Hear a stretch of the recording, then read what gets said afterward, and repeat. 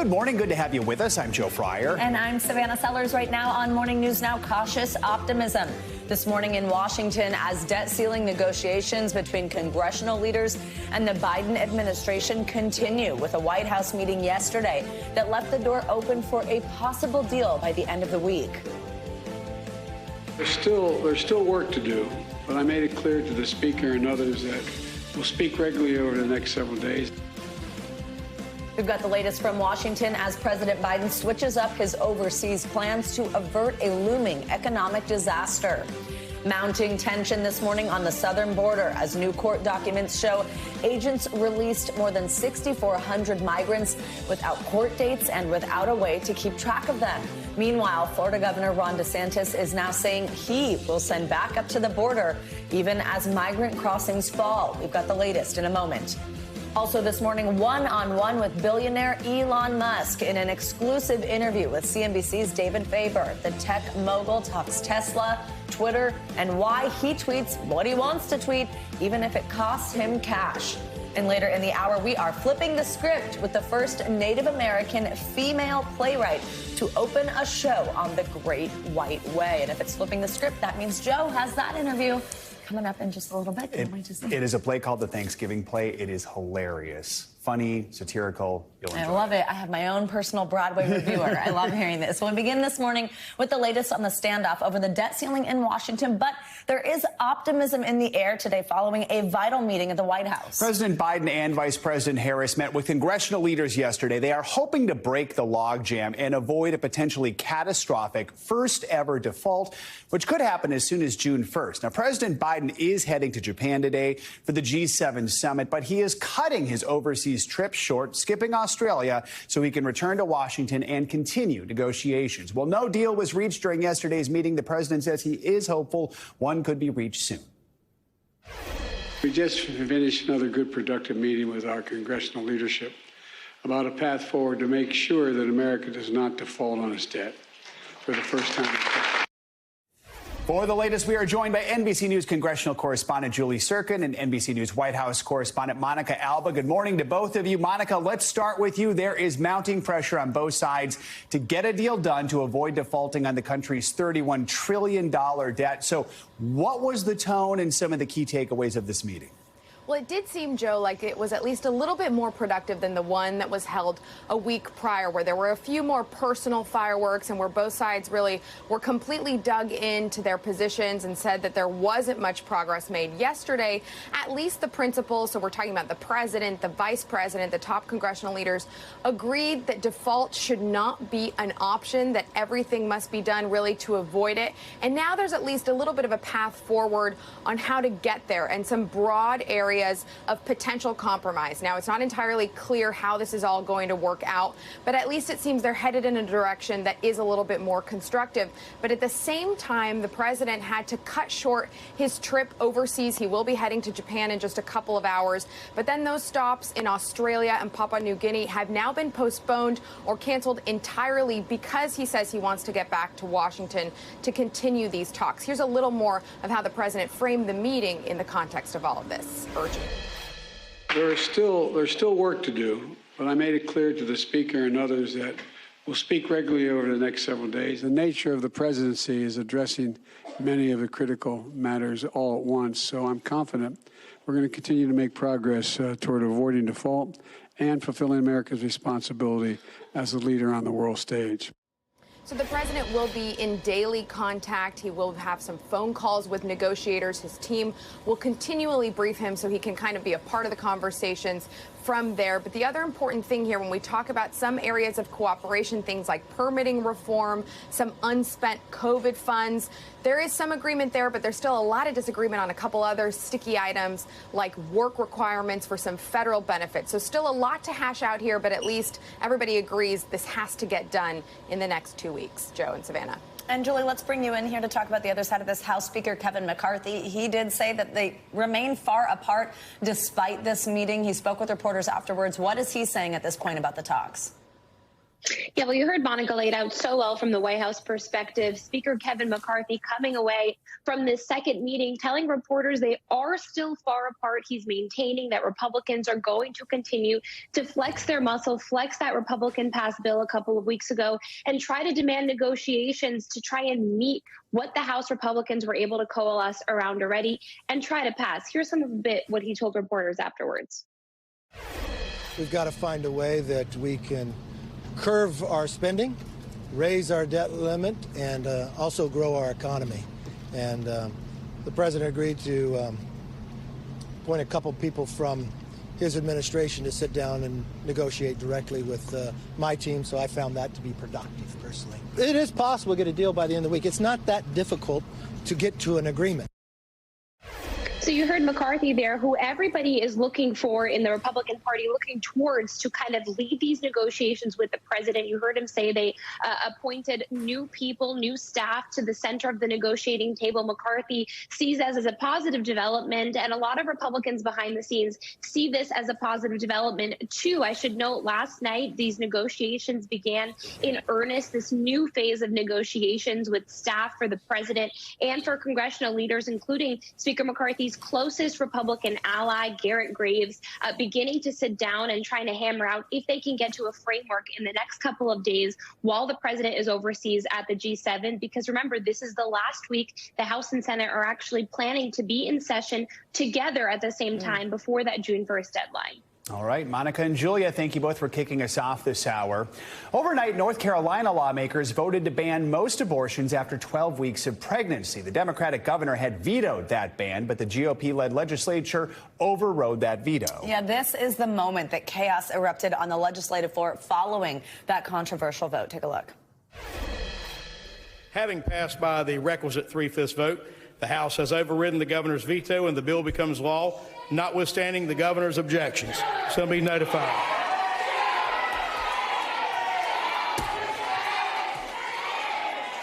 Actually, just a moment. The sergeant at arms will clear those who can't follow the rules.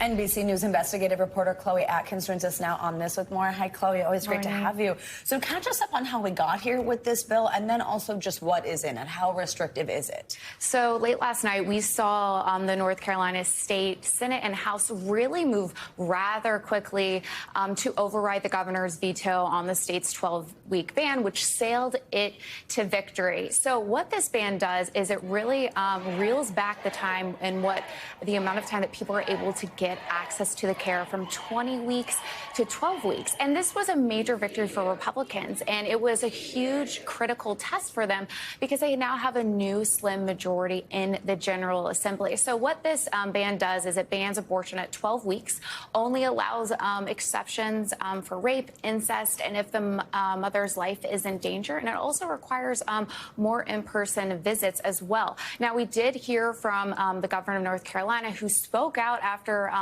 his veto was overridden last night. And he said, look, Republicans, they are unified in assaulting women's reproductive freedom, and he's going to do everything that he can to secure access. Now, it does remain unclear what he will be doing, but it's something we'll be watching rather closely. We just heard those protesters who erupted after this was all passed. I want to play some sound from one of those protesters last night.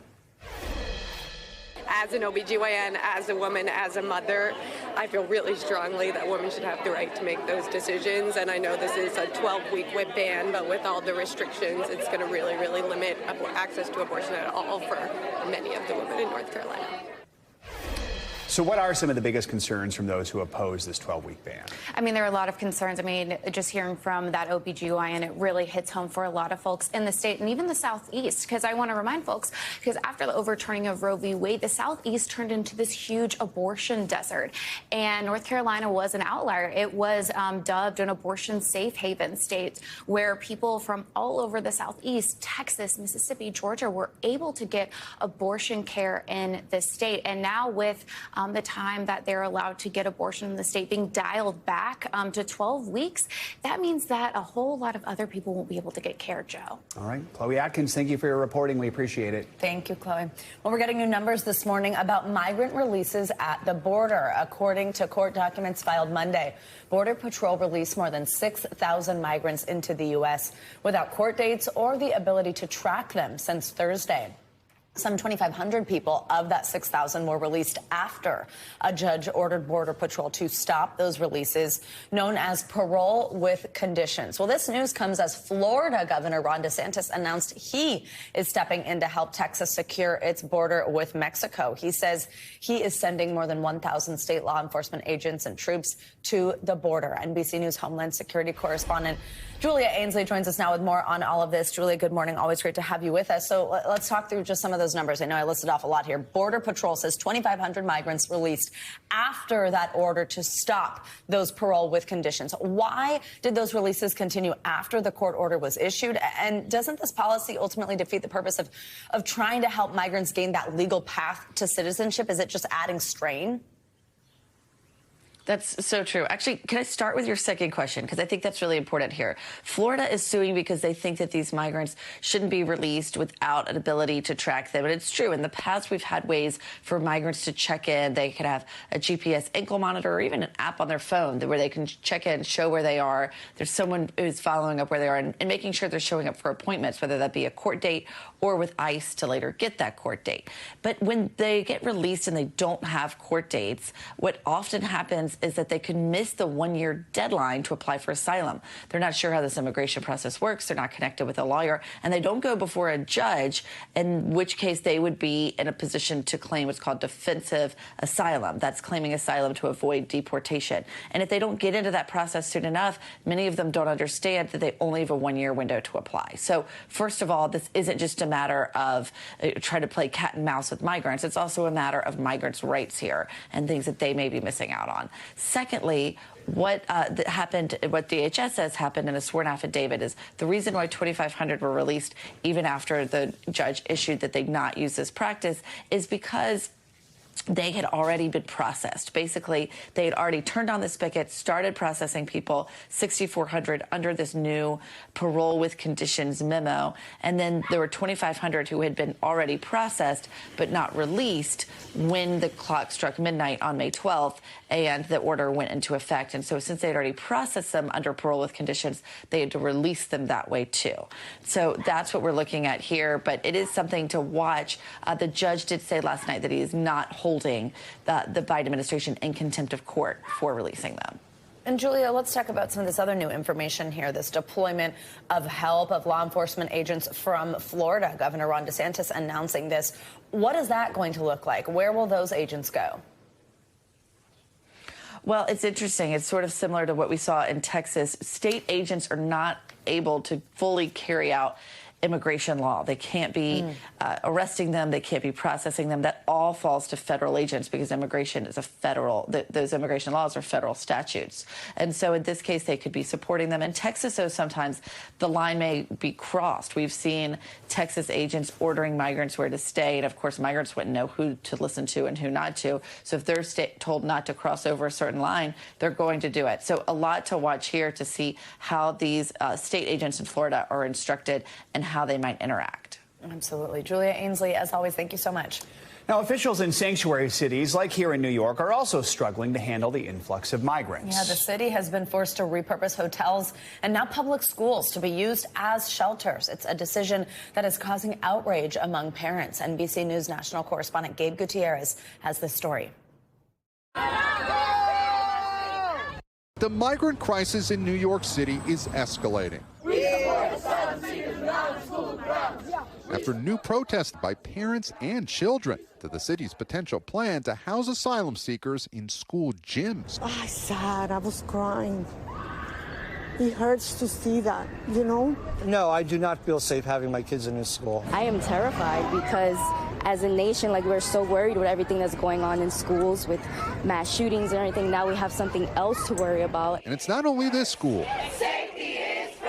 Parents up before sunrise protesting at another public school in Brooklyn. Here we are because we don't want this to happen. Mayor Eric Adams says he's looking at migrants using 20 freestanding gyms as short-term shelters until they find better housing, and they would not have access to the schools. It is not a permanent site. It is an overflow site, more so than it is anything else. But some parents are furious. When you heard of this potential plan, what'd you think? I think it was absurd. I think it was, I have no words. It's not, I think that this shouldn't be on school grounds.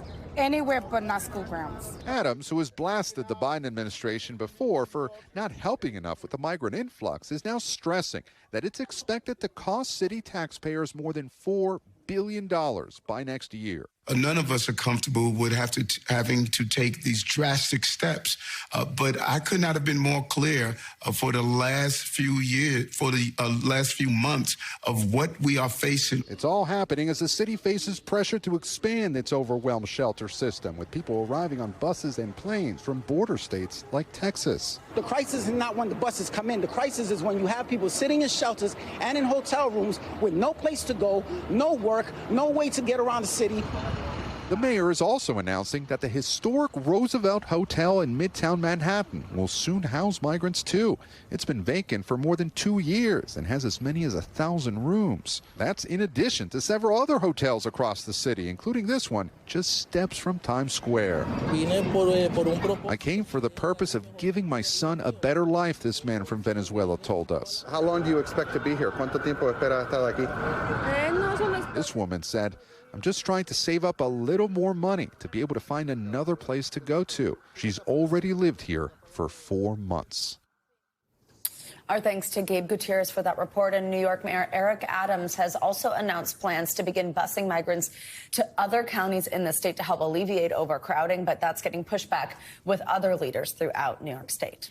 This morning, the Secret Service is investigating a stunning intrusion. They're trying to figure out how an intruder got inside the home of White House National Security Advisor Jake Sullivan, even though agents were on duty guarding the property. NBC News Capitol Hill correspondent Ryan Nobles joins us from Washington with more on this. Ryan, good morning. So this actually happened a few weeks ago, but we're learning about it now. So how was the intruder able to get into Sullivan's home, and what happened when he was found? Joe, that's a big question that Secret Service doesn't necessarily have an answer to yet, but they've already changed their security posture while they investigate this situation. According to the Post, the man was found inside Jake Sullivan's home in the middle of the night, 3 o'clock in the morning, and it was actually Sullivan himself who confronted him and asked him to leave. The man ended up leaving the house still undetected. There were 2 Secret Service agents guarding the home at the time. Sullivan has round-the-clock Secret Service protection. It was Sullivan himself who actually went outside to inform the agents that the intruder was inside the house, but at that point, the intruder was already gone. There was no sign of any type of forced entry and no physical confrontation with Sullivan himself. And thankfully, Sullivan was not hurt. At this point, though, Joe, the White House is not commenting on exactly what went wrong here. Ryan, what is the Secret Service saying about the breach? I mean, you mentioned the Secret Service says it's changed its security posture. Are there any changes that we hear about that are being made to make sure something like this doesn't happen again?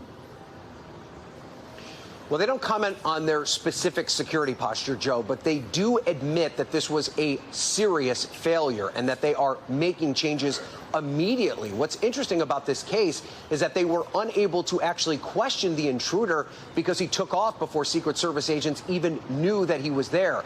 Now, according to the Post, it did seem that the intruder was intoxicated at the time, that he actually didn't know where he was, and that they also believe he was never a serious threat to Sullivan or his family. But of course, Joe, this comes at a time with threats against public officials at an all-time high. We, of course, saw the attack on the office of Congressman Jerry Connolly earlier this week. So this is something that is in the back of the minds of many people in Washington. Yeah, Joe. You were just covering that attack at the congressman's office yesterday. An intern was hurt. In the wake of all that, do we know anything more about this intruder at Sullivan's home? No, and that is something that the Secret Service is still investigating. It's very possible that unless he is arrested, we may never learn the specific details of who he is and why and how he ended up in Jake Sullivan's home, especially in what appeared to be such an easy fashion. All right, Ryan Nobles in Washington. Ryan, thank you so much.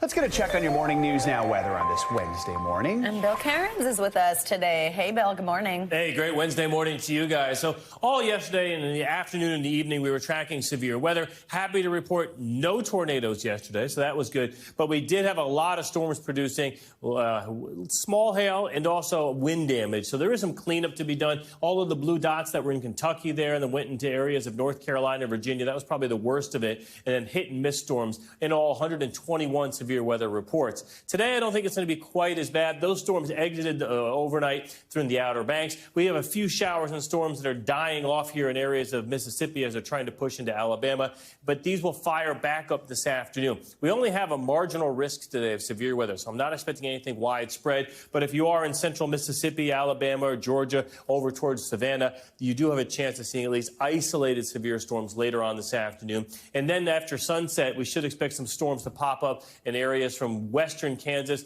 right along the border of Colorado into Nebraska. Again, isolated at worst. And then Thursday, we take those storms and push them into the middle of the country. It's not a huge outbreak, but we'll have isolated strong storms, Oklahoma down towards Midland and Wichita Falls. And as far as flash flooding goes, we do have the potential to isolate it. It's been kind of wet in this region lately. So as we go throughout Thursday from areas from Colorado all the way down to northern New Mexico and then Oklahoma City, Tulsa, and the Little Rock, that area has been soaked as of late. So as far as the forecast goes, the heaviest rainfall totals will be in northern portions of Texas and Oklahoma, 2 to 3 inches, not widespread flash flooding or flooding for that matter, but we will see isolated. And as far as the forecast goes for today, a lot of warm temperatures, but you'll notice one exception, northern New England. And pushing down through New England, temperatures highs today only in the 50s from Boston northwards. And tonight is going to be exceptionally chilly. Some areas will have frost and freeze tomorrow morning in New England.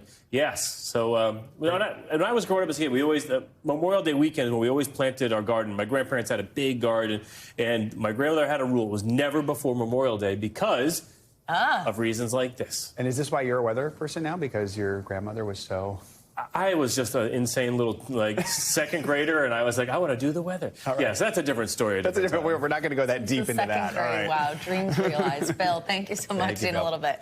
Welcome back. As the war in Ukraine rages on, the family of an American confirms he was killed in the fighting. He's been identified as U.S. military veteran Nick Mamer. You see him speaking in a video here. His aunt says that he was killed while in Ukraine. For more on this, we are joined by NBC News foreign correspondent Molly Hunter, who is in Kyiv. So, Molly, first of all, what are we learning about Nick Mamer, and what are we hearing about from officials about this?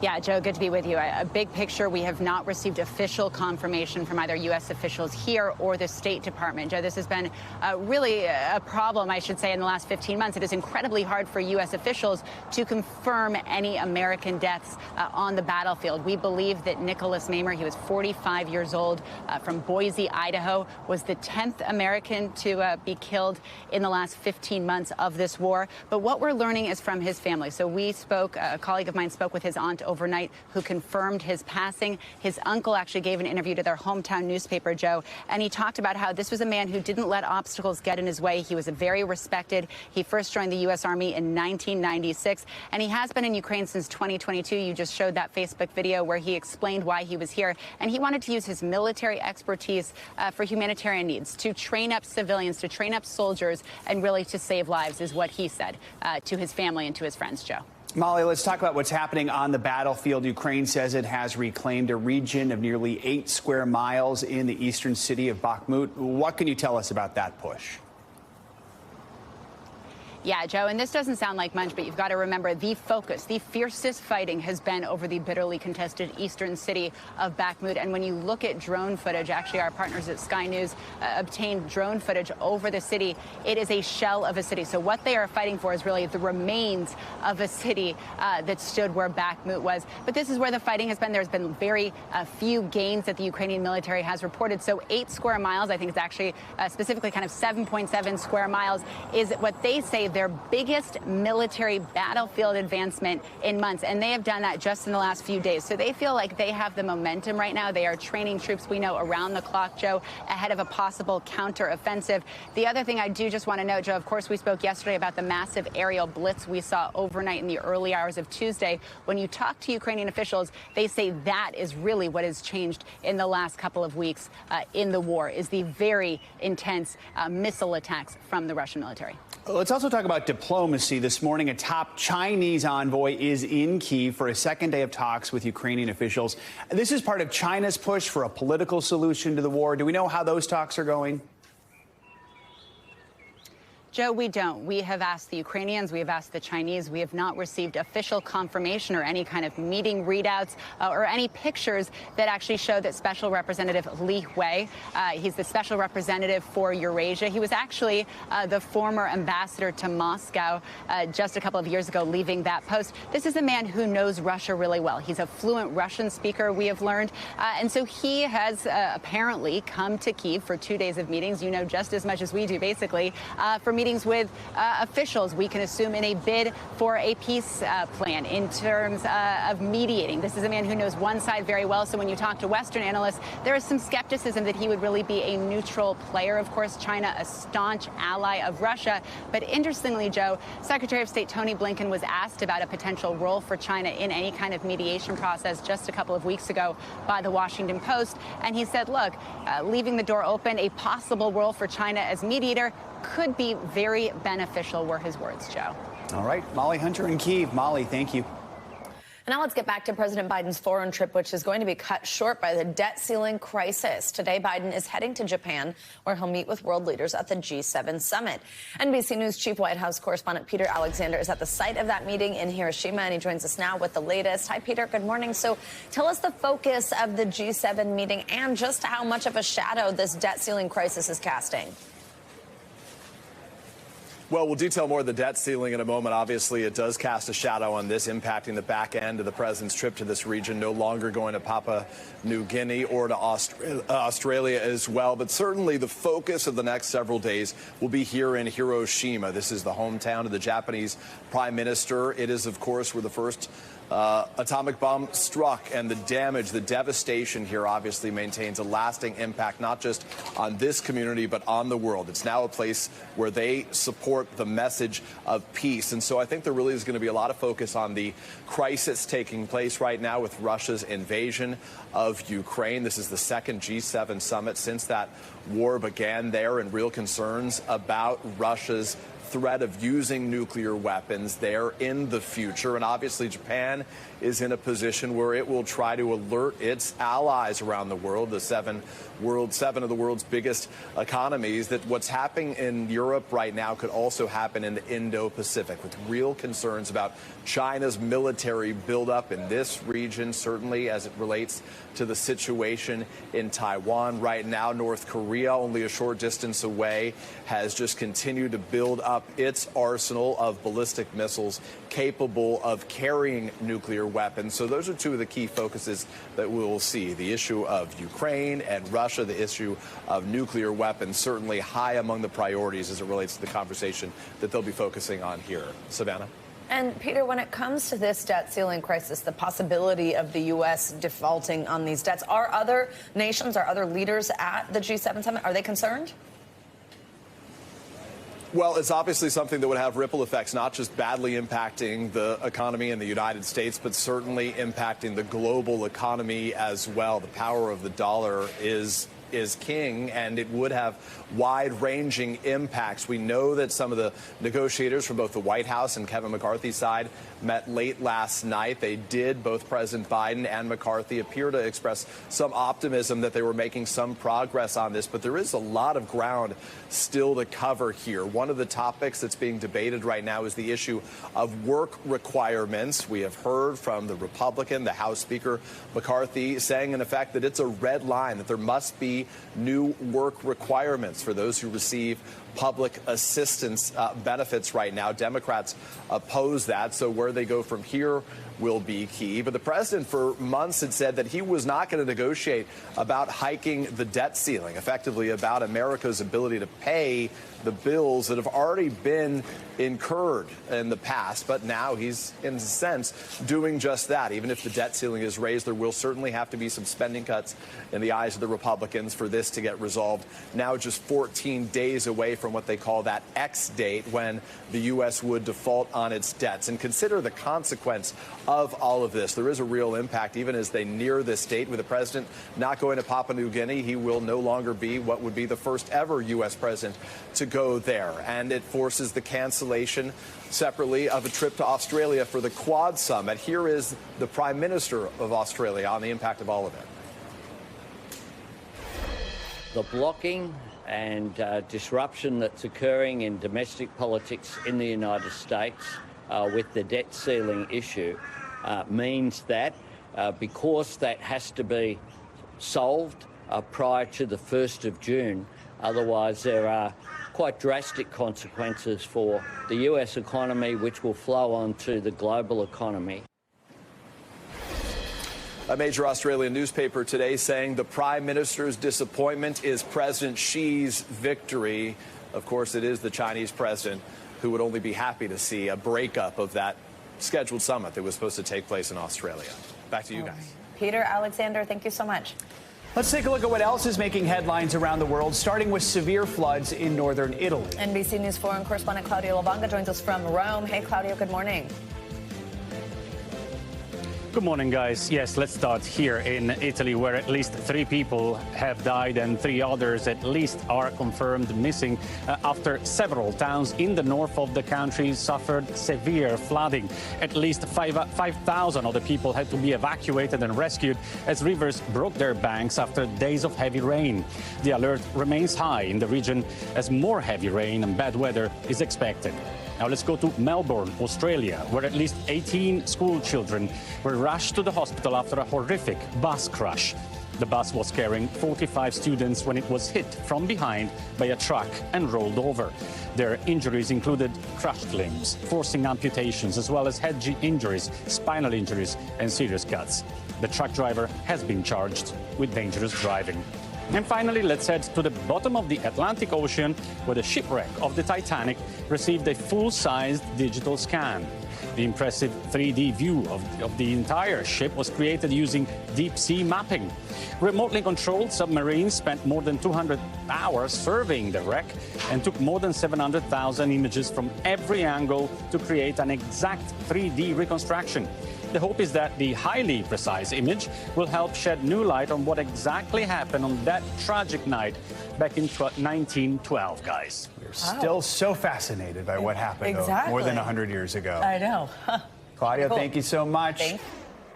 We are back with this week's medical checkup, and we're looking at how effective artificial intelligence is for detecting certain cancers. Plus, putting the new technology to the test and seeing how it does on the exam to become a doctor. NBC News medical fellow Dr. Akshay Syal is on set to break down these headlines. So let's start with AI here. We're going to talk about my alma mater, Northwestern. Doctors there using AI to better detect polyps during colonoscopies. This is, of course, so important because colon cancer is one of the toughest ones to identify. It's often too late. What can you tell us about it? It's so cool. And so basically the background here, guys, is that colonoscopies are really good at detecting polyps, which can become cancer. The problem is they're not 100% perfect. Miss rates of polyps can be as high as 25%. So doctors have been searching for a way to increase that. How can we make sure that we don't miss polyps, which can turn into cancer?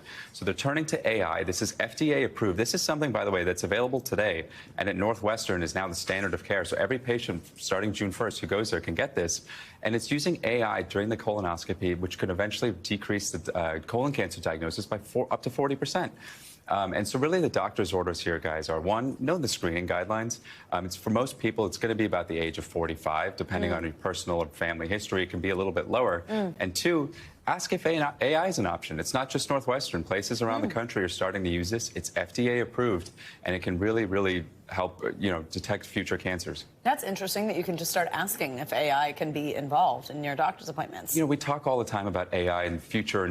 This is something available today, FDA approved at many centers across the country. Wow. Okay, so the other thing, though, is, AI is getting so smart. And I know that in order to be a doctor, you know better than we do, but the tests and the studying that goes into it, but apparently ChatGPT passed the radiology board exam with flying colors. What does this mean for the future of medicine? It's the radiology board exam. It's the medical licensing exam. This is something we study years and years and years for. So imagine our reaction when we see ChatGPT is just passing this thing. But for the radiology exam, it scored as high as an 81% in certain categories. But the problem is, one on the radiology board exam, for those who don't know, radiology is the field where you just look, you look at CT scans and X-rays and you read them. The board exam, it's not really measuring how well you can read the scans. It's more of just a written exam. And so that's kind of the issue here. There's too many little incorrect responses that make this too dangerous to use in practice. And so the doctor's orders, guys, we see this a lot now coming up. People are coming into us saying, I put my symptoms in a ChatGPT. Oh, gosh. Here's what it told me. So really the doctor's orders... No. Don't replace your doctor with ChatGPT yet. And I'm not just saying this because I want to keep the lights on. I'm saying this because there is, it's not validated as a doctor, of course. If you have a rash for 3 weeks, don't just rely on ChatGPT. Make sure you bring it to your doctor's attention. Interactive WebMD, that's where Plus, you have better bedside manner. Let's quickly here talk about CPR, which can double, even triple your chance of surviving cardiac arrest. How hard is it to learn CPR, and how young should you do it?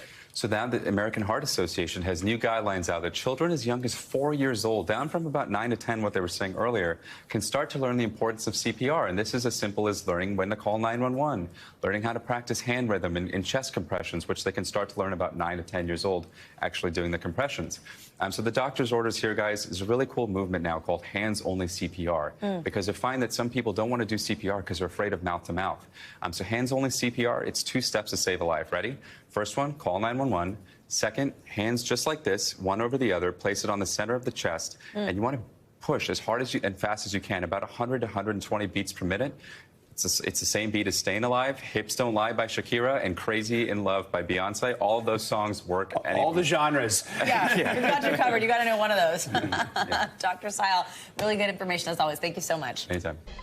Welcome back. Tesla CEO Elon Musk never shies away from causing controversy or just talking about it. And that was the case when he sat down with CNBC anchor David Faber for a wide-ranging interview. We want to start off with Musk's reaction when he was asked about conspiracy theories. Take a listen. You do some tweets that seem to be, or at least give support to some who would call others conspiracy theories. Well, yes, but I mean, honestly, some of these conspiracy theories have turned out to be true. I'm reminded of the scene in The Princess Bride. Great movie. And he says,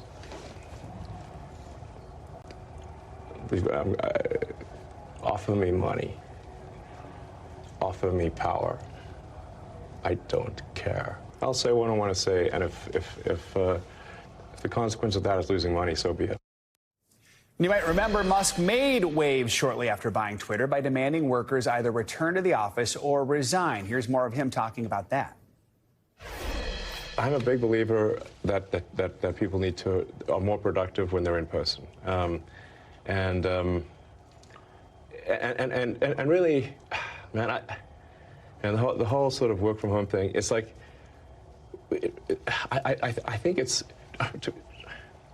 Look, there are some exceptions, but I kind of think that the whole notion of work from home is a bit like the fake Marie Antoinette quote, "Let them eat cake." Mm-hmm. It's like really, you're going to work from home and you're going to make everyone else who made your car come work in the factory. You're going to make the people who make your food that gets delivered that they can't work from home. The people that come fix your house, they can't work from home, but you can. Does that seem morally right? That's messed up. You see it as a moral issue? Yes. I mean, I see it more as just it's a productivity issue, but it's also a moral issue. Our thanks to David Faber for that interview, and for more of David's nearly 1 hour conversation with Musk, including his political views, his involvement in the early days of OpenAI, and why he thinks the next year will be a rough one for Tesla, you can head over to CNBC.com. Well, let's stay in the tech world. The man responsible for bringing ChatGPT to the forefront appeared before Congress yesterday to warn senators about the possible dangers artificial intelligence could bring in the future. OpenAI CEO Sam Altman called on the panel to impose more regulations on the rapidly growing technology. This comes as Microsoft continues to integrate artificial intelligence into its software. Its CEO Satya Nadella sat down with Andrew Ross Sorkin as part of our ongoing series, AI Revolution. There's been a lot of people talking about AI and the potential for AI for a very long time. When do you think you realized the moment at which you said, okay, this is not just a pipe dream anymore, this is real?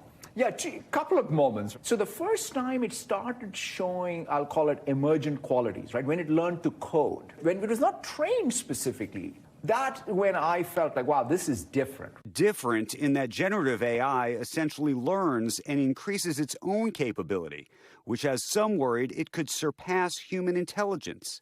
That leaves CEOs like Microsoft's Satya Nadella grappling with the balance of business and responsibility. There is a big question about whether all of this is moving too fast. What do you think? It's the way I think about this is the following. A lot of technology, a lot of AI is already there at scale, right? Every news feed, every sort of social media feed, search as we know of it before chat plus search, they're all on AI. I describe them as the autopilot era. So in an interesting way, we're moving from the autopilot era of AI to co-pilot era of AI. So if anything, I feel, yes, it's moving fast, but moving fast in the right direction. Microsoft has invested billions in OpenAI, whose ChatGPT rocketed through the tech world since its release last fall. AI's ability to write content, help people code, and generate disinformation has raised alarms in Washington. And now, for some introductory remarks. Too often, we have seen what happens when technology outpaces regulation. In a hearing on Capitol Hill today, Senator Richard Blumenthal used a voice cloning AI program to deliver remarks that he says were written by ChatGPT to share his concerns. My worst fears are that we, the field, the technology, the industry, cause significant harm to the world. OpenAI's CEO Sam Altman was there, calling on Congress to create new safety standards, even a new government agency to oversee AI companies. We think that regulatory intervention by governments will be critical. Nadella also says regulation is needed, but that companies do not need to wait for the government to step in. What scares you about this? A couple of different things. In fact, what scares me the most is what I'll call it societal choices do we make. We definitely want the benefits of this technology, and we want to mitigate the unintended consequences. But Nadella also sees the potential. Steve Jobs had this beautiful, beautiful line, right, which is computers are like the bicycles for the mind. We now have an upgrade. We have a steam engine for the mind. Our thanks to Andrew Ross Sorkin for that report, that interview. The hearing exposed a divide in opinions on tech giants, on the government's involvement in overseeing AI. In an interview with NBC's Meet the Press on Sunday, former Google CEO Eric Schmidt stated there's no way a non-industry person can understand what is possible. Financial headlines now. We've got new numbers on the costly impact of the emergency rescue of Credit Suisse back in March. NBC's Silvana Henao joins us now with that and more other money news. Hey, Silvana, good morning. Hey, Savannah, good morning. Joe, good morning to you. So, yeah, UBS expects a financial hit of about $17 billion from its takeover of rival Credit Suisse, which collapsed in March. Now, that includes $4 billion in potential legal and regulatory costs. But UBS estimates that it will book a one-time gain for buying the bank for a fraction of its value, and that cushion could help absorb potential losses. UBS says it was rushed into the deal in a shotgun merger engineered by the Swiss government. Google will start deleting accounts that have been inactive for 2 years in December, and this is in a bid to prevent security threats. Now, the company might delete the account and content across all apps, including Gmail, Docs, Drive, and Calendar, as well as YouTube and Google Photos. Now, the policy change, though, is only applicable to personal accounts and not those for organizations like schools or businesses. Indiana Jones is coming to Disney Plus. Now, the first 4 movies in the long-running franchise haven't been available on the streaming service in the past, and that's due to a deal between Disney and Paramount that split distribution rights. Now, ahead of the release of Indiana Jones and the Dial of Destiny on June 30th, the other films will be available to stream starting May 31st. And you can still watch the movies on Paramount Plus, guys. So you don't have to do I've got those. Disney Plus, so I'm excited. Exactly, and you don't have to do those theater marathons anymore to sort of prepare yourself. Right. You can just do it at home. Those are fun. Oh, gosh, I haven't seen that in a long time. Should rewatch. There you go. There we go. Get it soon. All right. Thanks, Savannah. I appreciate it.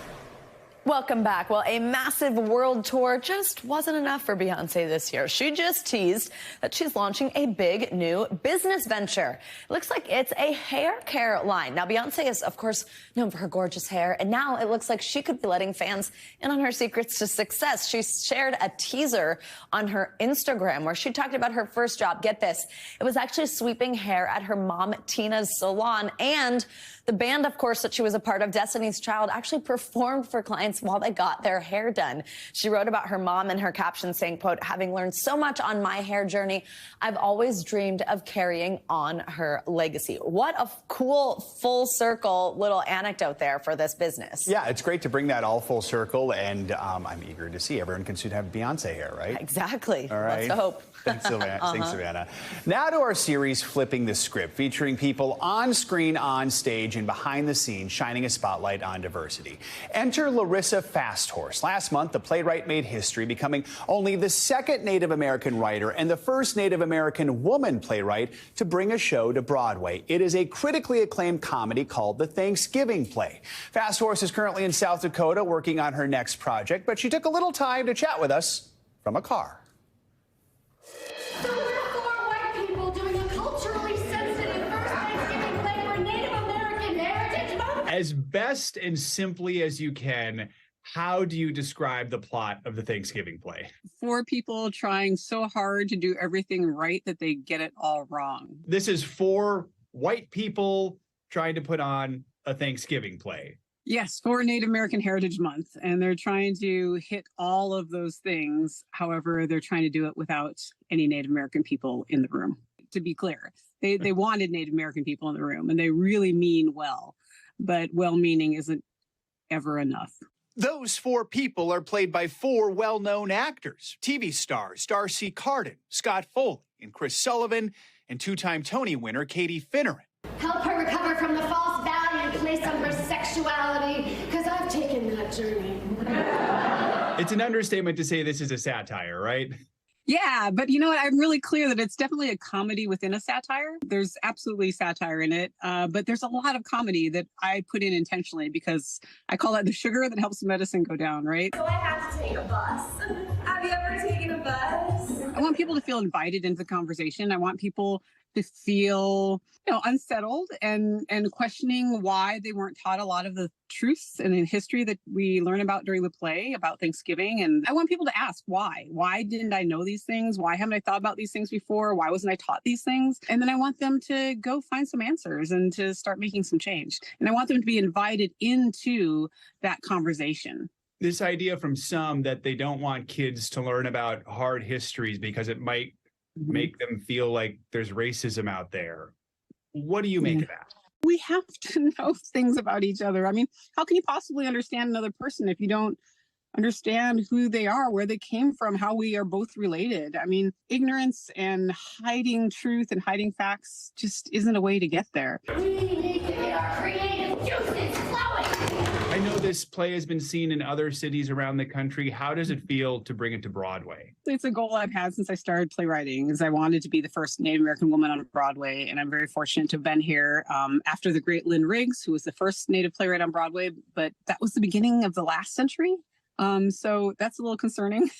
That it's taken another, I hope it's not another century before we have another Native playwright on Broadway. I put a lot of pressure on myself just to make sure it goes well and that the door is wide open and that folks are not just able to get through the door into Broadway, Native folks, but that they're also feeling like it's a place for them. What do you think needs to be done to make sure it's not another century, that we are telling more Native American stories on Broadway and really just in entertainment in general? The reason I wrote this play was because of casting, because I was told that there weren't Native American actors that could be on the big stages. We need to get past that. You know, Reservation Dogs, Rutherford Falls, a lot of great shows have showed us that there are incredible Native actors out there. And so theater needs to catch up with that and be able to hire Native folks and have them on their stages. And I think that's going to be a big thing that has to change so that more Native folks don't have to write an all-white play to be able to get on Broadway.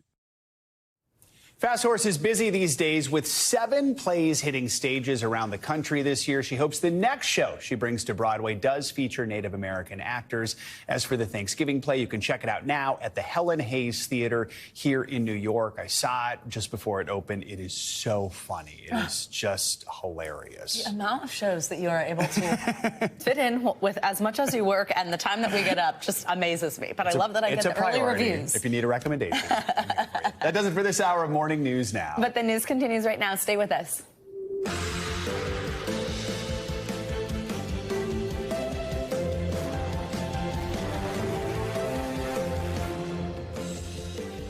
Good morning, everybody. Thanks so much for joining us. I'm Savannah Sellers. And I'm Joe Fryer. Right now on Morning News Now, the pressure is on. In just over 2 weeks, the nation could start running out of money to pay its bills. President Biden and congressional leaders have yet to reach a deal on the debt ceiling. The negotiations now forcing President Biden to cancel part of his upcoming foreign trip. But the latest on the talks and what this could mean for your wallet. Beyond the border, the migrant crisis along the southern border has become a growing problem across the nation. Migrants are heading north to big cities that are now running out of room and resources. The struggles those major meccas are now facing as they try to house migrants who entered the U.S. thousands of miles away. Case solved. A girl who was reported missing nearly 6 years ago has been found thanks to someone who recognized her in a Netflix documentary. What we're learning about the case and how that eagle-eyed viewer was able to make the connection. Plus, history by the bottle. There is a new vineyard in Oregon's wine region, and it is breaking barriers. We're going to introduce you to the first Korean-American winemakers in the state, how they're celebrating their heritage with every bottle they make. And now I want a glass of wine for breakfast. Don't you love when our show does that? Exactly. Wine, burgers, Taco Bell. I want it all. We'll do it all. Exactly. We'll bring you that in a little bit. We are, of course, going to begin this hour with the gridlock in Washington over the debt ceiling. There is an optimistic tone this morning that a deal can be reached to avert a potentially crippling default next month. President Biden, Vice President Harris, and top congressional leaders met yesterday at the White House with just over 2 weeks to go until the Treasury says the U.S. will run out of money to pay its bills. NBC News senior congressional correspondent Garrett Haake has the latest. With time running out, the president is canceling part of his planned trip to Asia to deal with the crisis here at home. But there are some new signs of progress this morning, including the newly appointed negotiators from the White House and the Speaker's office meeting late last night to try to get to a deal. We're just getting started. With the clock ticking towards potential catastrophe, no deal yet between President Biden and House Speaker Kevin McCarthy over the nation's debt limit.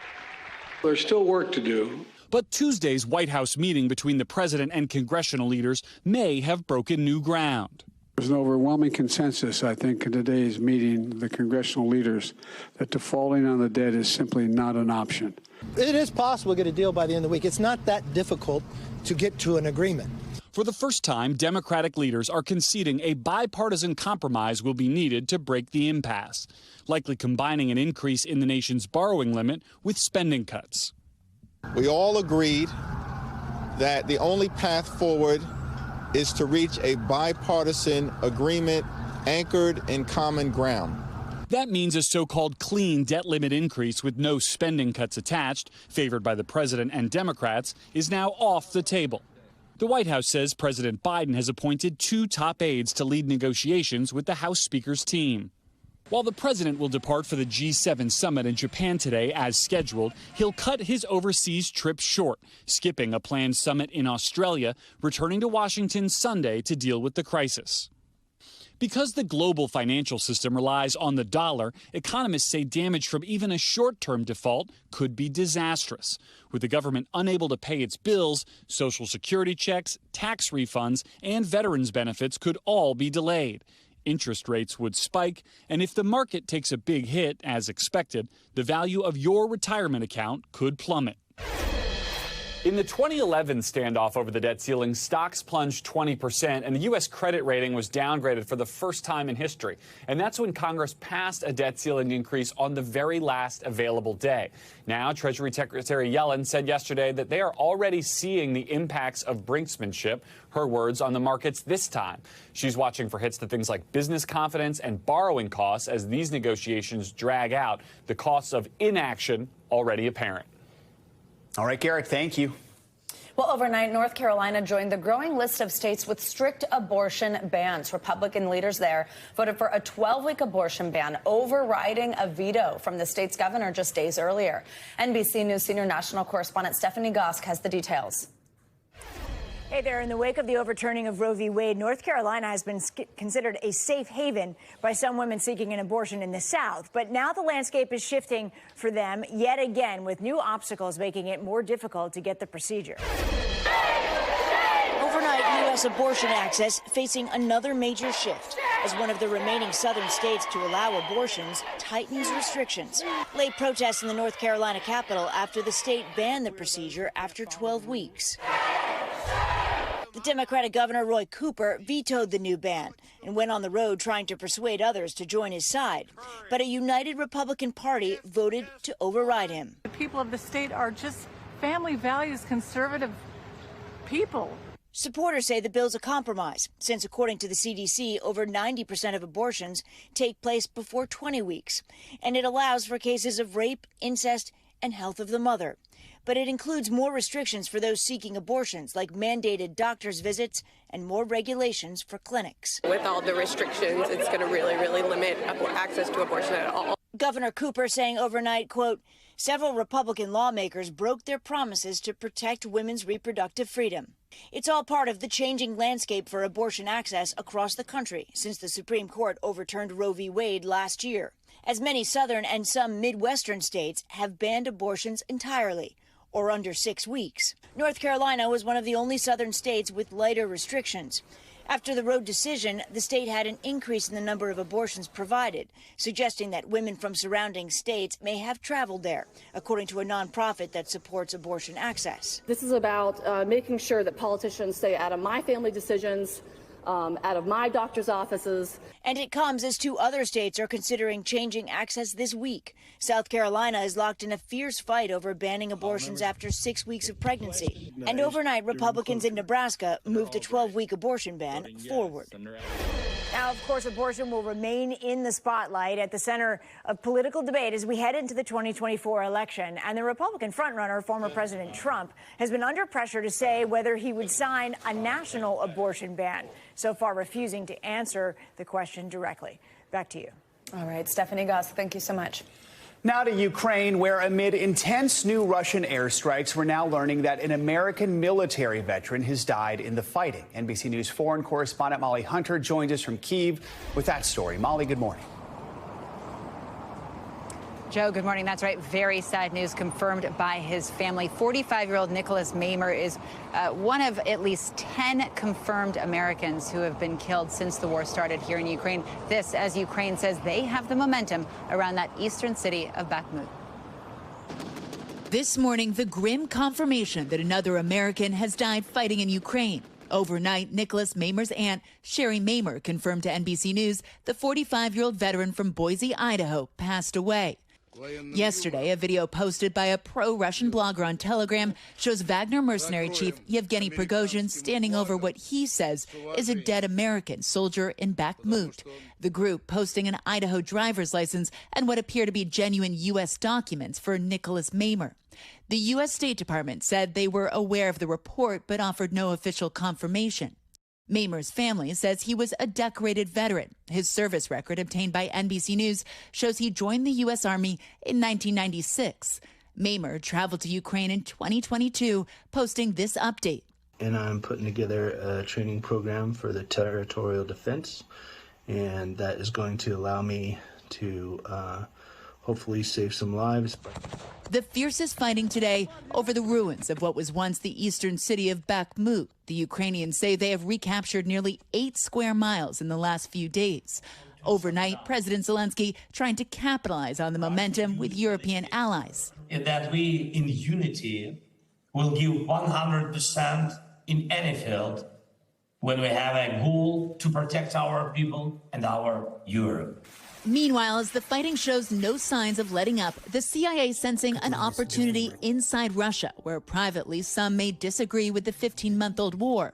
Yesterday, the agency posting a dramatic video aimed at recruiting Russians. People around you may not want to hear the truth, the video says, but we do. Coming back to Kyiv, possible big news here. So Chinese Special Representative Li Hui is expected to be in town for meetings. With who, we don't exactly know. We've asked the Ukrainians and asked the Chinese for official conversations, confirmation of those official conversations. We have not seen any pictures. Of course, Joe, China is a staunch ally of Russia, but Secretary of State Blinken was actually asked about a possible role for China in mediation or mediating between Russia and Ukraine just a couple of weeks ago. And his words said it could be very beneficial. So leaving the door open, and we will certainly keep an eye out for any news on that today. Joe? All right, Molly Hunter in Kyiv. Molly, thank you. And turning now to new developments in that mass shooting in New Mexico. Police have identified a teenager as the gunman who killed 3 senior citizens Monday in an attack that authorities say appears to be completely random. NBC News correspondent Erin McLaughlin has the latest. Hey there. Once the first shots were fired inside the close-knit community of Farmington, New Mexico, police say hundreds called 911. Neighbors pointed first responders in the direction of the attack. Multiple agencies answered the call, including 3 officers who responded during their lunch hour without body armor. Absent that collective effort, police say this could have been so much worse. In New Mexico, new details about America's latest teenage mass shooter. I have eyes on the suspect. He's walking south. He's wearing all black. Late Tuesday, police identified the suspect as Bo Wilson, an 18-year-old high school student. Seen here moments before being shot dead by police, following a murderous and apparently random shooting rampage that killed 3 elderly women and wounded at least 6, including 2 police officers. The amount of violence and brutality that these innocent people faced is something that is unconscionable to me. Police say Wilson opened fire on a Farmington, New Mexico neighborhood, blowing out car windows and shooting up random homes. He was just shooting indiscriminately, houses, cars, people. Police say first shots were fired at 10:56 in the morning.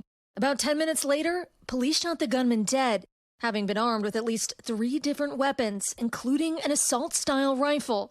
Police say he'd purchased one of the weapons legally last year.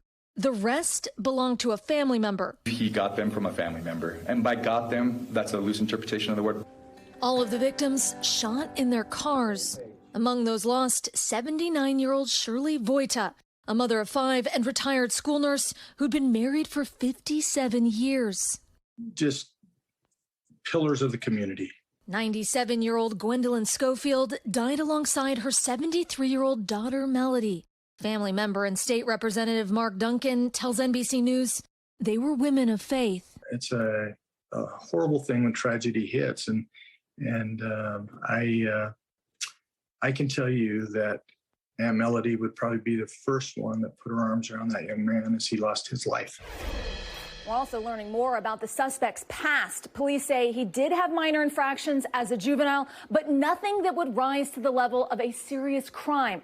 Court documents show his parents filed for divorce last year, and police say people who knew him had concerns for his mental health. Back to you. Heartbreaking details, Erin. Thank you so much. Now to the emergency at the border. Every day, busloads of migrants are arriving in sanctuary cities, and officials are struggling to find space and resources for them. It's causing a strain on cities big and small. NBC News national correspondent Gabe Gutierrez has the story. We're roughly 2,000 miles from the southern border, but this city and others like it are feeling the impact of the immigration debate.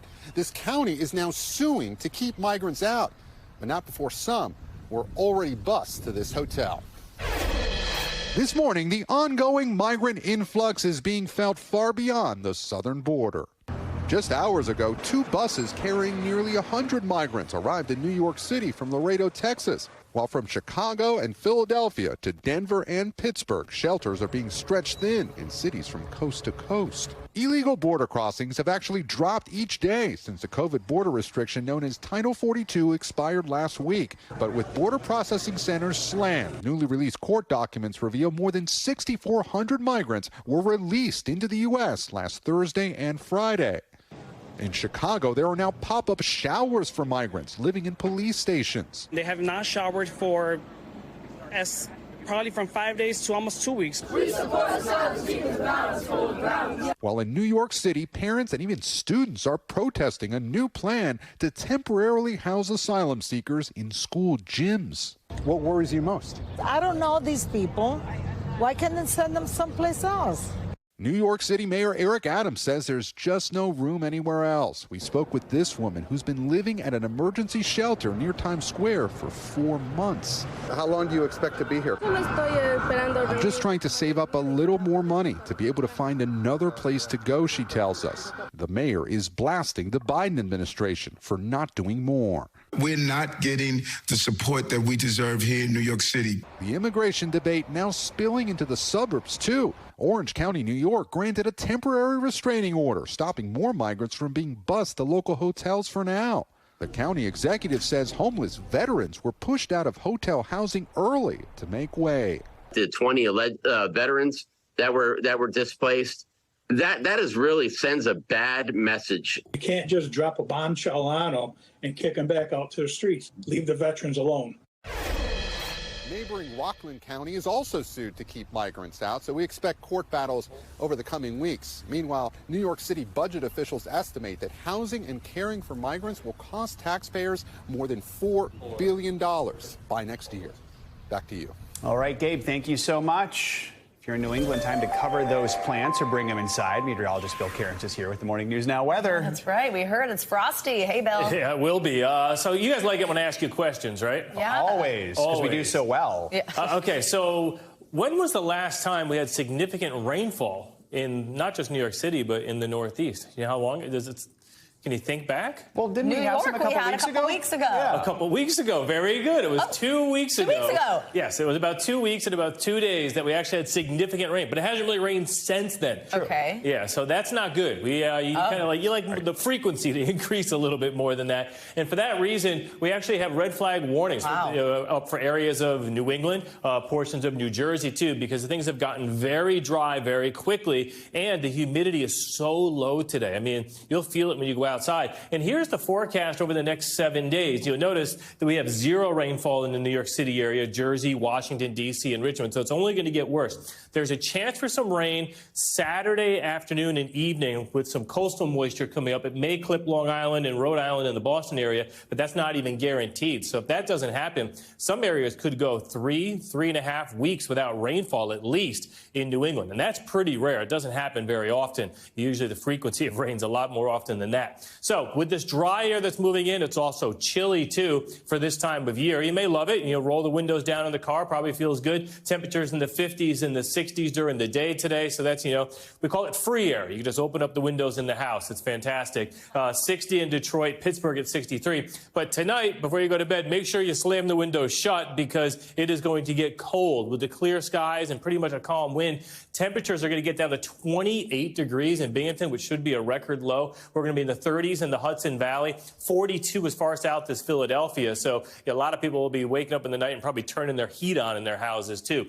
And then as far as frost and freeze goes, a lot of people hopefully haven't planted their tomatoes and things like that outdoors yet. But if you have, make sure you cover them up. Freeze watches are up for much of Pennsylvania, New York, and areas of the West. And the opposite of all of this is the Pacific Northwest, who just got done with an epic May heat wave. Seattle 4 days in a row over the weekend, going into the weekend, coming out of it, record highs. Portland, for the first time ever in May, had 4 90-degree days in a row, and it hasn't really cooled off much. Portland back up to 90 today. That's 22 degrees warmer than it should be. So that's like way, way above where we should. That's like midsummer heat wave. Medford 93, and it's not like it's going to really give up either. It's going to stay very warm, not just the coastal areas, but even interior. Boise up to 90 on Saturday. Portland's going to stay in the 80s too. So the Pacific Northwest, I don't know. This, you never know. This could be warmer than the summer in the Pacific Northwest. They don't like that weather in the summer. I've lived in Seattle, so to have it this time of year is unreal. Yeah. All right. Also, gentlemen, I like both of your pink. Thanks for participating. You know something? I picked out a different tie, and then I looked at my calendar. I said it's Wednesday. I go, oh no, ran back upstairs and got it for you. Is that true? Yes. Love you, Bill. Thank you very much. Thank you, Bill. We are back with an urgent push by the man who helped create ChatGPT. Of course, that's the artificial intelligence program that is sweeping the world. Well, he wants to see lawmakers regulate AI as fast as possible. This comes as the New York Times reports that researchers at Microsoft believe AI is showing signs of human reasoning. NBC News correspondent Tom Costello joins us now from Washington, D.C. with the latest on this. Tom, it feels like every day we have a concerning headline in terms of AI. Tell us the latest here. You're right. And Sam Altman says AI could be as revolutionary as the printing press was, but given that it's evolving by the minute, it could prove to be destructive and devastating for humanity. He and other AI execs want Congress to write new AI laws, license and regulate it, just as nuclear energy and clean water are regulated. Underscoring the promise and peril posed by artificial intelligence. We have seen what happens when technology outpaces regulation. Tuesday's Senate hearing started with a voice that sounded like Senator Richard Blumenthal, but wasn't. That voice was not mine. The audio was an AI voice cloning software trained on my floor speeches. The words written by AI program ChatGPT. The man behind ChatGPT, OpenAI CEO Sam Altman, is now pleading with Congress to regulate AI before it's too late. My worst fears are that we, the field, the technology, the industry, cause significant harm to the world. If this technology goes wrong, it can go quite wrong. AI's peril is far more than stealing a singer's voice and composing a new song or drafting love letters and college essays. Researchers warn it could create counterfeit humans, steal identities, spread fake news and medical advice, undermine elections, democracies, even start wars. And there is wide agreement that humans could soon start losing their jobs to AI. How do we find meaning in life if the AI could do your job better than you can? Billionaire Elon Musk, who helped fund OpenAI, is among hundreds of tech leaders calling for the industry to hit pause. Last night, he talked exclusively to CNBC's David Faber. There's a strong probability that it will make life much better, and there's some chance that it goes wrong and destroys humanity. Hopefully that chance is small, but it's not zero. For years, Hollywood has envisioned a dark future controlled by computers. What am I? While iRobot may be extreme, the man known as the godfather of AI, Dr. Jeffrey Hinton, recently left his job at Google to issue a stark warning. I think it's possible that people are just passing phase in the evolution of intelligence. People are a passing phase. In other words, computers will take over. Yes, that's possible. An existential threat to all of us. Think about what this means. We now have the top leaders of AI saying, regulate us, please, before this gets crazy. And there is growing bipartisan agreement in Congress that AI needs to be regulated. But, you guys, the U.S. is far behind Europe, where new AI guardrail laws are moving towards passage. For example, riskier apps would face tougher oversight. The EU laws would move to protect children from manipulation, ban scoring people based on the behavior, and ban remote facial recognition, for example, in a grocery store. Oh, wow. Tom, it's something when you see a CEO like that, not necessarily just on the defensive in a setting like that, actually asking for help, asking for more from lawmakers. It really says something. Tom Costello, thank you so much. You bet.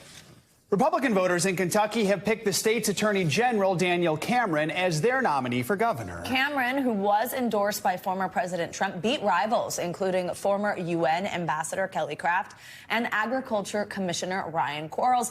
In many ways, the race was seen as a test of Trump's influence ahead of 2024. Cameron's victory now sets him up to face off against incumbent Democratic Governor Andy Beshear in November. NBC News correspondent Dasha Burns joins us now from Lexington, Kentucky, with the latest. So, Dasha, Cameron blew away the competition. It was a large field, but he's been the front runner since announcing his bid last year. He secured that early endorsement from Trump.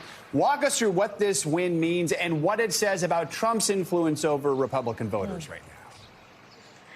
Well, look, Joe, one of the reasons we've been watching this race nationally is because it has been sort of an early bellwether, a test for the Republican Party about what wins out with voters. And look, Cameron is well known in the state as the state's attorney general, but that Trump endorsement is something that he put front and center in this race. All of his ads talked about it. He was constantly touting it on the campaign trail. And he took a lot of incoming from his opponents, particularly Kelly Craft, who spent a lot of her own money. She's a wealthy candidate. She spent a lot of ad dollars attacking Cameron, and still he came out well on top, which does indicate that Donald Trump, the former president, still has a lot of power with primary voters, right? That is a big key factor here. We're talking about primary voters. What does that endorsement mean in the general? Will it help or hurt? That's the big question, guys.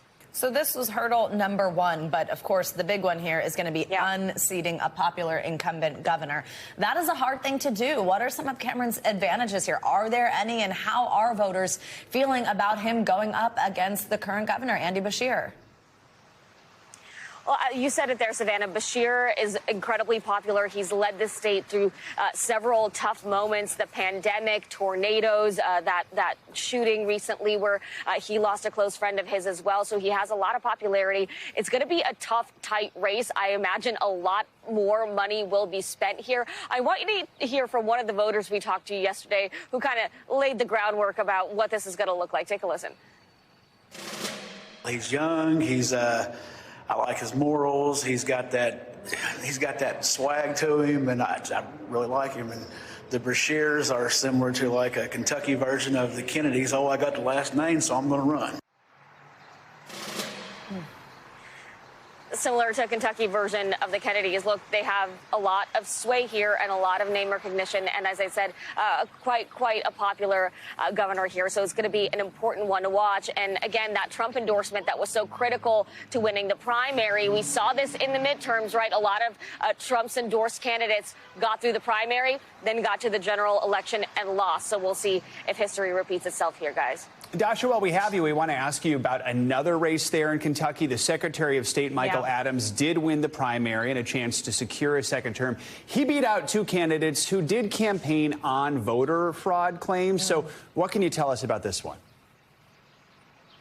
Well, look, this says something pretty important. I think it says that campaigning on looking back, campaigning on election denialism might not be as fruitful as some of Republican candidates may think. And look, the Secretary of State here said, I am not going to give in to this. I might lose my job over it, but I'm not going to give in to this kind of conspiracy theory, and ultimately came out on top. So that might be a bit of a flag, a bit of a signal to others that might be thinking about campaigning on these sorts of issues, guys. All right. Dasha Burns in Lexington. Dasha, thank you so much. Thank you. Now for what is making international headlines this morning.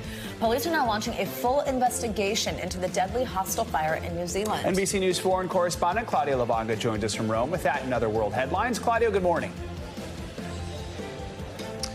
Good morning, guys. Yes, a day after a fire ripped through a hostel in the city of Wellington, the police has started a homicide inquiry as it believes it may have been arson. And now the police is not saying why they believe the fire was deliberately lit, and nobody has been arrested yet. But the investigation is ongoing. In the meantime, several people remain missing, raising fears that the death toll may climb. Let's go to North Korea, where the leader Kim Jong-un paid a visit to an aerospace facility to take a look at a military spy satellite expected to be launched in the near future. According to the Korean Central News Agency, Kim Jong-un described space-based reconnaissance as crucial for countering the U.S. and South Korea. North Korea has not disclosed the target date for the launch, but it's expected to take place in the next few weeks. And let's end this short tour of the world on top of the world, Mount Everest. According to a government official in Nepal, on Wednesday, a Sherpa scaled the 29,000-foot mountain for a record 27th time. Sherpas are local climbers who make a living guiding foreign clients up Everest and other mountains, but Everest remains a dangerous and deadly mountain. At least 320 people are known to have lost their lives while trying to climb it, guys. All right, congrats to that Sherpa, though. 27 climbs. Wow, just incredible. Claudio, thank you. We are back with an alarming new study that is shedding new light on the racial disparity between black and white Americans. According to a report published in the Journal of the American Medical Association, higher mortality rate among black Americans led to nearly 2 million excessive deaths, that's what they're called, over the last 2 decades. Those early deaths ultimately led to the loss of more than 80 million years of life. NBC News medical contributor Dr. Uche Blackstock joins us now to help break down this story. She's also an emergency medicine physician and the CEO of Advancing Health Equity. Doctor, good to have you with us. So first of all, why are we seeing such a large number of excessive deaths? Did COVID play any role in this? Hi, Joe and Savannah. Thank you so much for having me, and thank you so much for reviewing this important article. So yes, COVID definitely had something to do with it, especially the first year of COVID. But even before that, the differences in mortality rate between white and black Americans was decreasing significantly after some improvement in the late 90s. And so what we're seeing is there are multiple factors. They're all related to what we call the social determinants of health, related to access to affordable housing, quality education, gainful employment, access to green space and healthy food. All of those are impacted by systemic racism, and we're seeing how that manifests in the health of black Americans. And I think these numbers are incredibly sobering and call for both policy at a local, federal, and state level intervention. Doctor, in addition to COVID being a specific major issue, another one is maternal mortality contributing to this high number of deaths. Let's talk about this before. We've had this conversation on this show before, but put in context for us just how much of a racial disparity there is between black and white expecting mothers. Why do black women suffer more from pregnancy complications? So in the U.S., black pregnant people are 3 to 4 times more likely to suffer from pregnancy-related complications than their white peers. And here in New York City, that rate is 8 to 12 times higher. So we are really dealing with a significant issue. These rates are higher than that of even some low and middle income countries.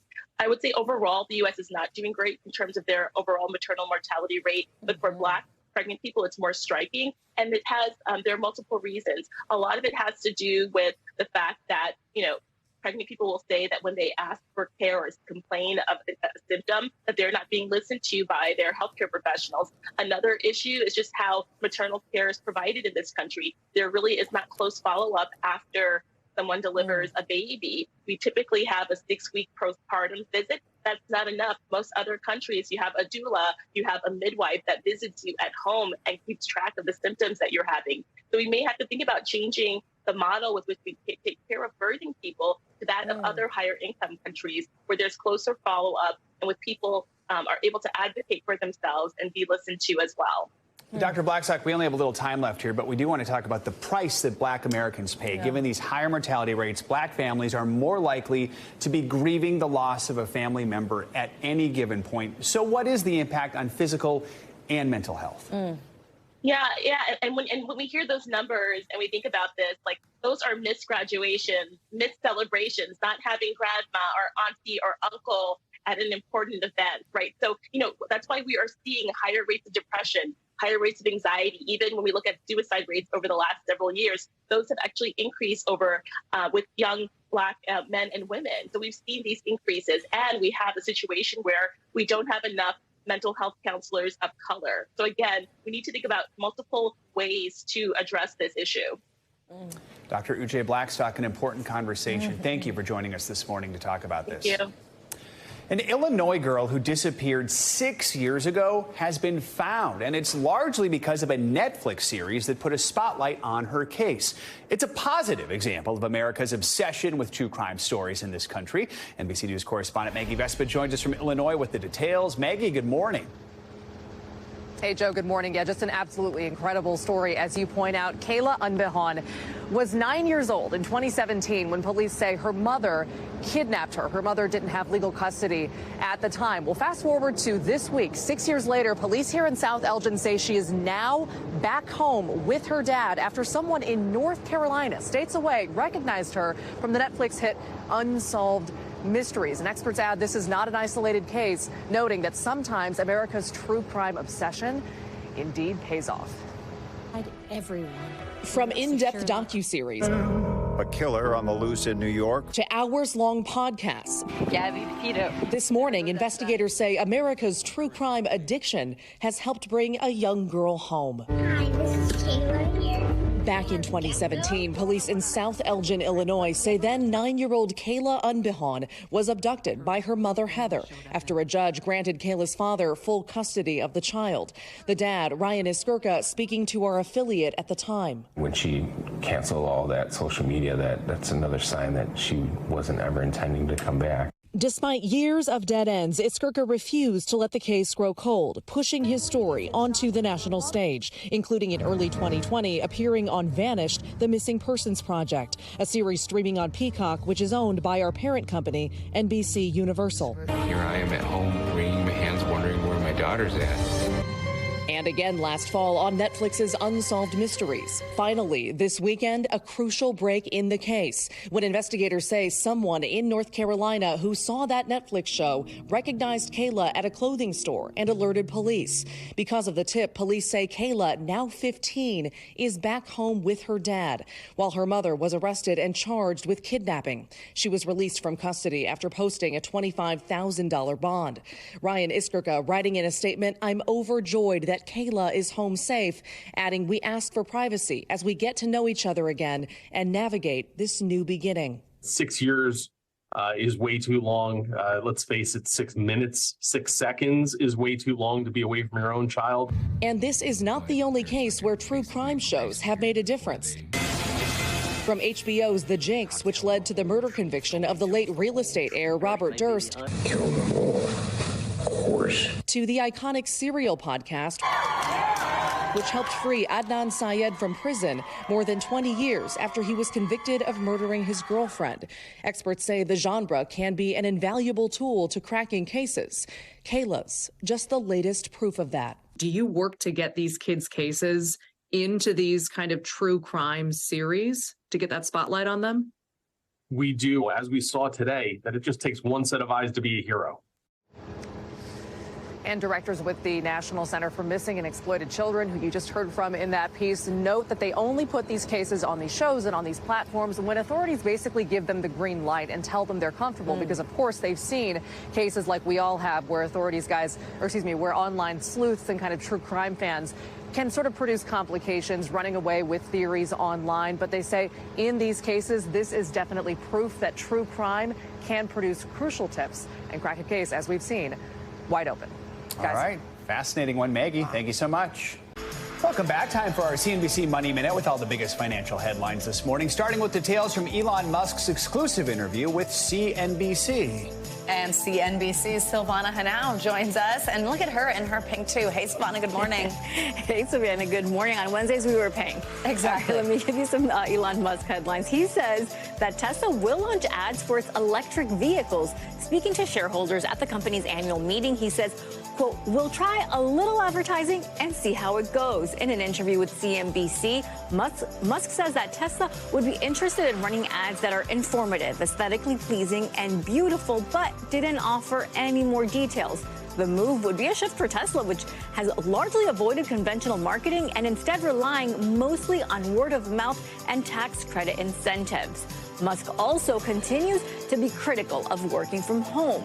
In the interview with CNBC, Musk calls remote work, quote, morally wrong and unfair to those people who can't. Musk banned remote work at Twitter after buying the company in October, and he also imposed a strict return to the office policy for Tesla back in 2022, warning employees they would lose their jobs if they refused to do so. Musk says he's a big believer that people tend to be more productive when they're working in person. And Taco Bell wants to liberate Taco Tuesday. It's asking the U.S. Trademark Office to cancel 2 smaller rivals' trademarks on the phrase. Taco John's owns Taco Tuesday in 49 states, while Gregory's Restaurant and Bar owns it in New Jersey. And Taco Bell says they wrongly monopolized the use of the phrase. Taco John's, though, has a history of defending its trademark, sending cease and desist letters to anyone who infringes on it or uses the hashtag on social media, guys. It's a fight for Taco Tuesday. There's a lot of places I could stick them on here in New York City then. I see that everywhere. Exactly. Yeah. Who knew? I had no idea. I had no idea. No idea. Can we even say it on television? Yeah, I know. Right? I mean, I say it all the time. No kidding. Careful. All right. Silvana, thank you so much. Thank you. Well, in some other business news this morning, entrepreneurship has skyrocketed in recent years, bringing in billions of dollars for the economy. Now, thanks to data collected by Shopify, there is a new global index that is measuring just how much these small business owners are impacting the markets. And Shopify's president, Harley Finkelstein, joins us now with more on these new numbers. Harley, good to have you with us. So walk us through this index here. What countries are on top, and how did you go about creating this index? Yeah, thanks for having me, Joe and Savannah. Appreciate the time. So at Shopify, we live and breathe entrepreneurship. And as you sort of pointed out, Joe, entrepreneurs are certainly the backbone of the economy and the local communities. They create jobs, they anchor communities. And we decided that it was time for us to put together a bunch of data and insights across 40 countries and every U.S. state to look at the impact that entrepreneurs have. We're going to be updating this every quarter, so there's going to be lots more trends coming soon. But because nobody else has this data set, we felt it'd be a very powerful resource for those in power to help make it easier for entrepreneurs to start and scale their businesses. And so, interesting enough, despite a very challenging economic environment, entrepreneurship is absolutely having a renaissance right now. There was a record 10.5 million business applications in the U.S. over the last 2 years. And about 99% of all American businesses are considered to be small businesses. So there's a lot we can do here. Now, in terms of the index, some of the big numbers. So the U.S. was the #1 country in terms of entrepreneurial index. The second was Lithuania, and the third is Romania. And so a lot of really cool stuff is being provided now. But again, the idea here is to give policymakers, government, the media, the public more information to make better decisions to help increase the amount of surface area for entrepreneurs.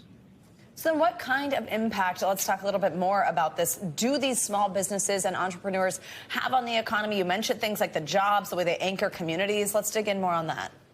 Yeah, so one of the things that we noticed, if you just look at the U.S., for example, where, again, U.S. ranked #1 in terms of leading the world in entrepreneurship, we saw that total jobs supported, GDP impact, and business activity by entrepreneurs on Shopify each increased by 11% over 2021. And a couple things really jump out. So one of the things that we noticed about in the U.S. in particular is that entrepreneurs in Shopify's ecosystem, they're exporting more goods to foreign customers. So cross-border commerce is really, really strong. And on the consumer side, we are seeing that American consumers are actually spending more at small businesses across the country. And in fact, clothing and accessories are the biggest 2 categories there. But really, American consumers are voting with their wallets to support entrepreneurs and small business, which is amazing. Another thing that's super cool is that rural entrepreneurship in the U.S. is very strong. Nearly 1/3 of entrepreneurs are building their businesses outside of major cities, which is incredible. Harley Finkelstein, thank you so much. Really, really interesting information there, and good to hear what a positive impact small businesses can have. We appreciate your time. Thanks so much. Now to that major shakeup on the basketball court. The Philadelphia 76ers have fired head coach Doc Rivers after a disappointing postseason. Yeah, but he's not alone. The Milwaukee Bucks fired head coach Mike Budenholzer, who had the best regular season record this year. And then the Phoenix Suns fired head coach Monty Williams, who had the best regular season record last year. So what is going on here? For more, we are joined by sports business reporter at Sportico, Eben Novy-Williams. Eben, thank you so much for being here with us this morning. Super interesting. I don't have a ton of sports knowledge, let's put it this way. So I just am so curious about this. I mean, of the last 9 coaches to take teams to the NBA Finals, only 2 of them are still with the team. What's the deal? Yeah, it's pretty wild. The NBA job security team by team right now is not very strong. And you mentioned three of the big ones right there. I think there's two things happening here. One, fan expectation is incredibly high. And if you have the NBA MVP, which the Sixers do, and you don't make it to the conference finals, a lot of people view that as a failure. And then secondly, and this is the bigger point, I think, NBA players specifically are so powerful. They have a lot of say in things beyond just what they're doing on the court, obviously. And if you have stars that want to make a change, the owner's hands are often tied. And I think we're seeing that across the league right now. And that was kind of the question here, right? James Harden, who's got impending free agency, and Doc Rivers, there was some question about them. I mean, talk a little about that. And then just in general, I mean, has coaching and the culture around coaching changed permanently here in the NBA? There's so much of the job that I think a lot of fans don't realize, which is not drawing up X's and O's and making sure that everyone's standing in the right place on the court, right? So much of this, and NBA Commissioner Adam Silver said this week, so much of it is about culture and fit. And if you want to shake something up, look, the Doc Rivers is paid a lot. He might be the highest paid coach in the NBA. He's not paid nearly as much as the players that he's coaching are. So if you need to make a dramatic change, which the 76ers owners feel like they need to do, it's cheaper and easier to change the coach, right? You're not going to fire Joel Embiid. You're not going to fire James Harden. If he wants to go, he's going to go. But in a lot of ways, from an economic standpoint also, it just becomes easier to make a dramatic change by letting go of a Hall of Fame coach in Doc Rivers than it is to make a dramatic roster change that, to be quite honest, fans would be a lot more upset by if you went that route. That's a great point. Quickly, just tell us then, what's the market like for these recently fired coaches? What happens next? Yeah, I think it's a great question because it's funny that we're saying there's not a lot of job security in the NBA. All of these coaches will get another job if they want it, right?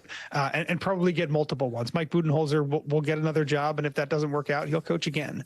And probably the same for Doc Rivers if he wants to. So while there's not team-by-team security, there is a lot of league security in the NBA, and that is a real thing. So I would expect all of these guys to be interviewing for potentially other jobs, new ones. And again, as we're talking about, the leash may be short there, but it doesn't mean they're out of the NBA by any means. Still a fairly small pool of coaches, or at least high-quality coaches around the NBA right now. All right, Eben Novy-Williams, thanks for joining us. Appreciate it. Thank you. Thanks, guys.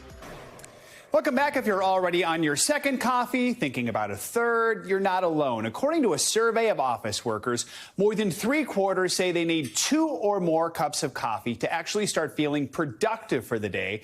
They also found that people make an average of about 3 trips a week out of the office for coffee runs and spend about an hour a week in coffee shops. And get this, according to the one poll survey of around 2,000 U.S.-based office workers, respondents spend an average of about $3,000 a year on coffee. I've been trying to do better about bringing my coffee from home to save money, but that's hit or miss today. A miss. I do not want to calculate mine. That's just, I'll leave it there. That's scary, actually, to hear that number added up like that, isn't it? You know we're consuming coffee at this hour. Exactly, yeah. All right, Joe, thanks. Well, from coffee to wine now, and we end the hour with a Korean-American couple who are making history one grape at a time. NBC News correspondent Kathy Park has this story. Oregon's Willamette Valley is home to more than 700 wineries. Domaine Drouin, Yamhill, Bjornson, and now Cho. Initially, when we had named our winery, we weren't going to name it after ourselves. Will anyone buy a wine with the Asian American or Asian name on it? And at some point, we just said to ourselves, let's just do it. Let's just embrace it and be ourselves. Dave and Lois Cho did make a name for themselves, becoming the first Korean American winemakers in the state, according to the Regional Wine Association. To make their dream a reality, Dave went back to school for winemaking, and Lois left her job as a nurse practitioner to become CEO of Cho Wines. Their journey has been a family affair, with 3 kids and grandma along for the ride. Sourcing grapes from nearby vineyards until they had their own, the Chos launched their label during the pandemic, reaching customers through social media. Lots happening in the cellar right now. Nationwide, there are only a few dozen API vintners, but Asian immigrants are deeply rooted in building some of the earliest wineries along the West Coast. In the mid-1800s, Chinese laborers who had worked on the railroads also helped plant vines and excavate wine caves in California's Sonoma Valley. Nearly 2 centuries later, the Chos are breaking barriers too. Talk to me about the challenges of getting something like this started. So you're looking at the whole team for wine. So this is two-person operated winery. But their budding business is growing toward a future estate. Eventually, the goal is to have everything here from start to finish. Yeah. So we'll do our production here. We'll do our tasting room here. Grow the vines here. And they're beginning to see the fruits of their labor. I get jazzed about this. This is awesome. Kathy Park, NBC News, Willamette Valley, Oregon. All right, now we're going to have some wine, right? I know, and another coffee. Just combine the two. That does it for this hour of Morning News Now. But the news continues right now. Thanks for watching our YouTube channel. Follow today's top stories and breaking news by downloading the NBC News app.